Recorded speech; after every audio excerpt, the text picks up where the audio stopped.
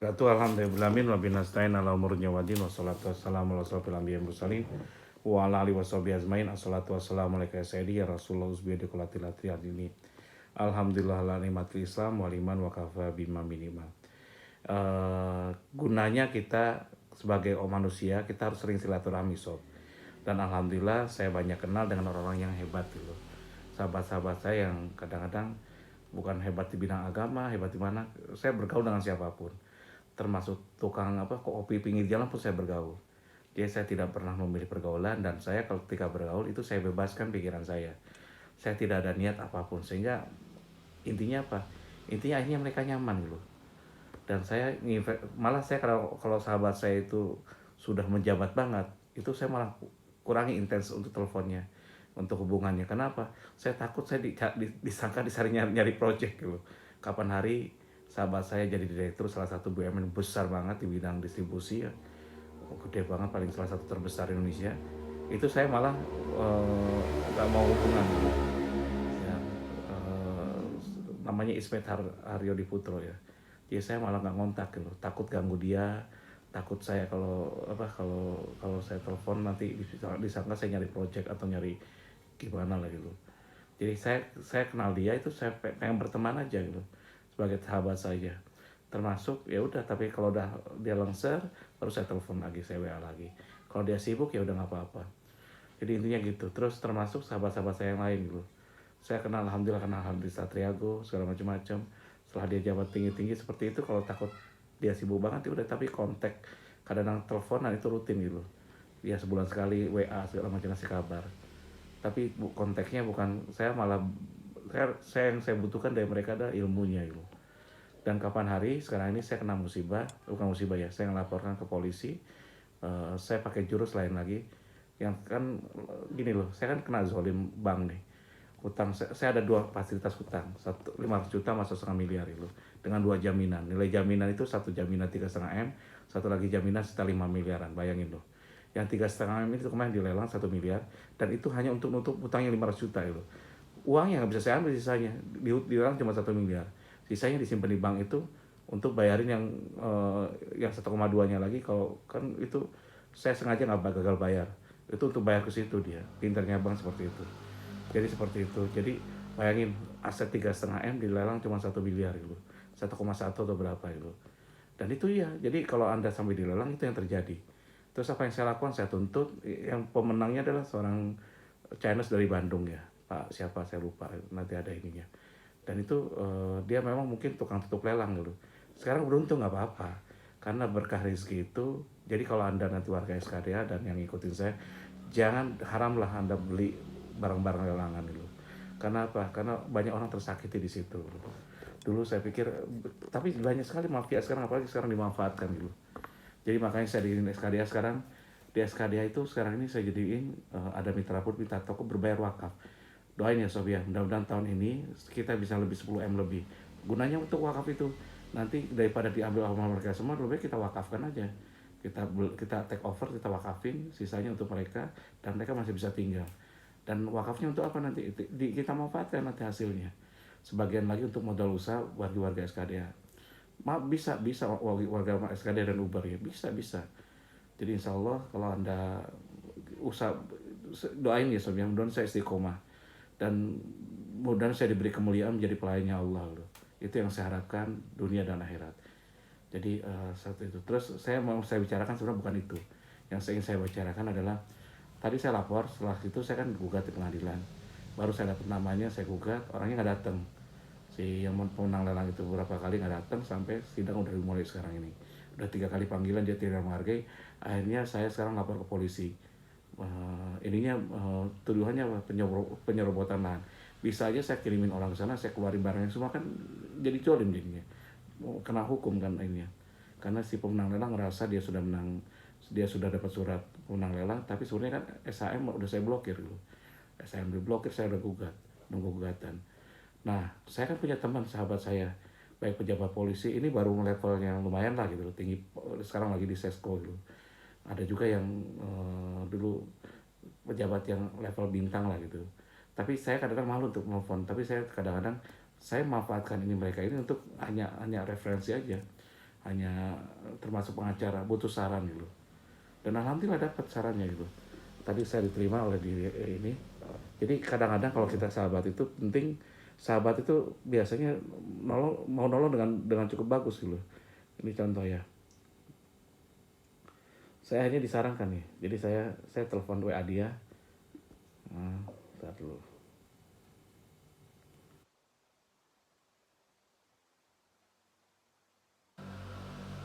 Saya cerita ke dia, lihat ya. Jadi saya cerita saya punya villa nilai 3 miliaran masih proses negosiasi tiba-tiba dilelang ini nih bla bla seperti cerita tadi udah gitu. Maaf Kang, tadi saya masih kuliah karena dia ini lapor ke Polres saja ngadep saja sama Kasat Reskrim minta saran dan masukan. Dikasih langsung nomor kontaknya Kasat Reskrimnya KP Dewa Putu Anom apa Kasat Reskrim di kontaknya. Jadi saya suruh kontak dan saya udah ngelapor jadi kadang-kadang kita butuh sahabat-sahabat. Kalau kita punya sahabat ya kita nggak ada salahnya kita minta petunjuk dari dia seperti apa. Tapi tetap saya tidak mau, saya orangnya bersih, nggak mau ngelakukan apapun. Jadi saya udah niatkan, saya hanya ikhtiar aja, mau diterima syukur nggak apa-apa. Tadi udah saya lapor ke yang dipecat tuh, tanggapannya lumayan cuman kurang greget gitu. Dan saya coba kalau melakukan sesuatu dari bawah dulu. Jadi dan saya gunakan apapun yang bisa saya lakukan gitu. Kalau totally gitu. Tapi niatnya ya untuk kebaikan aja. Kalau menang syukur ya nggak apa-apa. Jadi saya bukan niat untuk mempersulit, bukan gimana, saya ikhtiar aja gitu. Nah sekarang nanti besok saya buatin surat ininya. Saya langsung ke Kasat Reskrimnya. Dan saya punya teman-teman di sini juga pengacara hebat-hebat gitu, kayak Agus Samijaya, kayak si Ariel, banyak lah pokoknya sahabat-sahabat saya yang lainnya. Kalau Anda lihat YouTube saya pasti tahu. Dan itu ya saya butuh saran. Tapi saya ke dia, sorry loh, saya hanya butuh saran toh. Ya di apa sih? Termasuk ke sahabat saya yang sekarang lagi sekolah di SESO, saya nanya doang. Saya hanya butuh saran, saya gak butuh apa-apa itu. Butuh saran kemana yang saya lakukan, saya ceritakan masalahnya ini yang lakukan. Dan mereka welcome sob, jangan ragu untuk takut untuk ngerepotin temen gitu. Dan saya minta doa juga. Jadi saya bukan melakukan lobby nggak seperti itu. Gunanya sahabat itu seperti itu. Ketika kita butuh saran kita ngomong aja nggak apa-apa gitu. Urusan mereka mau ngasih mau enggak itu urusan enggak gitu. Ternyata apa? Alhamdulillah responnya positif gitu. Saya tidak akan gunakan akses sampai kemana-mana kecuali ketika saya dilayani dengan baik dan apa yang saya setidaknya ditegur dulu orangnya gimana gitu. Tapi ya itu tadi gunanya kita seperti itu. Makanya sekarang ini bagi sob yang punya punya jabatan tinggi di pemerintahan, di kepolisian yang lain, bantu SKD luar biasa. Insya Allah barokah itu. Tidak, kita SKD tidak minta dimenangkan atau gimana. Yang penting Anda ngasih sarannya jadi cukup bagus atau ngasih akses gitu. Yang dilakukan adalah ngasih akses. Jadi saya nggak minta apapun, dikasih akses Kasat Reskrimnya langsung. Jadi kalau kita dapat seperti ini kan orang lebih menghargai sedikit itu. Jadi intinya seperti itu. Ya kita bahas sahabat seperti itu. Jadi untuk dapetin sahabat yang baik-baik seperti ini, kalau Anda nanti kayak kok gampang amat dapat, saya banyak alhamdulillah. Level bintang, level mana-mana bisa dapat itu. Tapi intinya bukan saya nyari-nyari enggak, karena saya memang kalau di mana-mana saya ngobrol aja dengan orang. Saya nggak tahu siapa dia dulu. Ini ada cerita lucu sob. Ini hanya cerita ya. Saya kan waktu itu di kantor saya terapkan juga hal yang sama. Semua orang yang kantor saya mau pakai sandal jepit kayak mau lusuh kayak pakaian mau itu diterima, terus mau minta gambar ataupun diterima dengan baik, minta harga, minta ini diterima dengan baik, dilayani dengan baik. Dan itu sudah dilakukan alhamdulillah anak buah saya. Saat saya tuh datang, siapa namanya lupa ya, Pak Putrawan apa siapa ya. Nah saat saya pas datang ke situ tiba-tiba dia udah mau order gitu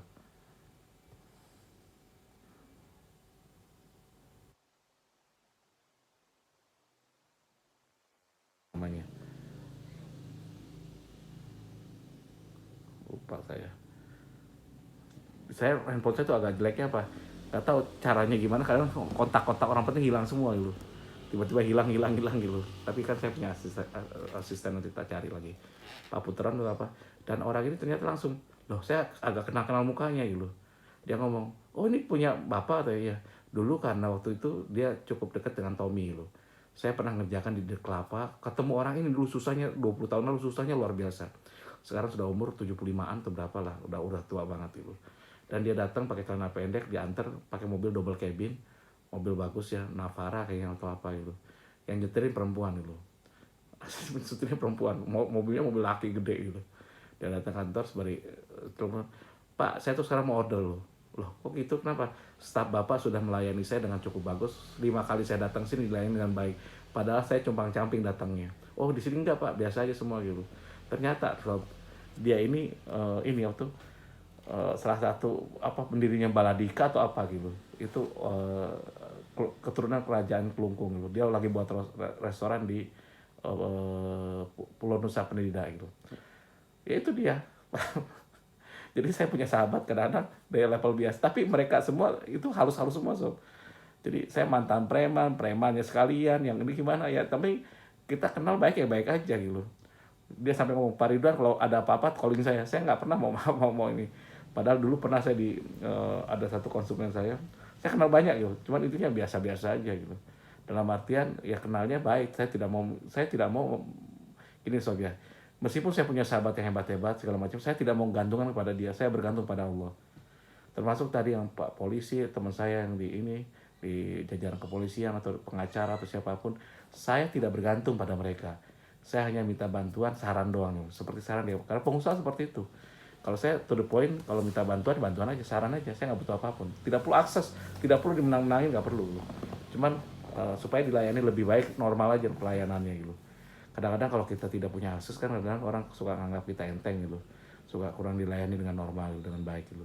Supaya dilayani dengan baik aja gitu. Dan saya tidak minta apapun. Dan saya tidak bu juga, saya udah ngomong di awal saya nggak bisa ngasih apapun. Nah Pak Putrawan itu order langsung saya, Putrawan atau apa ya yang di Kelungkung, salah satu keturunan raja lah gitu. Dia dulu saya ketemu dia itu susahnya luar biasa. Ketika di Pecatu yang udah Kelapa saya ngerjakan nangka bajanya, banyak saya kerjaan sana, restorannya Pak Tommy ya. Itu salah satu, dan dia direkturnya, komisaris seperti direktur gitu.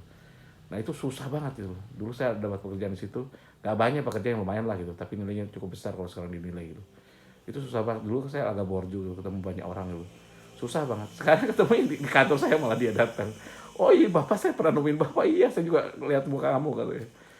Ini ngobrol-ngobrol-ngobrol. Oh ternyata dia pantesan ya gitu. Tommy dulu mungkin ngerekrut orang-orang yang hebat-hebat semua gitu, yang punya kekuasaan gitu. Dia punya yang salah satu ini Baladika atau apa pendirinya atau dia ketuanya, nggak ngerti saya. Tapi udah umur sudah sepuh, udah 75-80 tahun gitu. Jadi intinya kita berteman tuh kadang-kadang kita nggak nyangka itu siapa orangnya gitu. Dan saya orangnya biasa aja, saya berteman dengan siapa aja.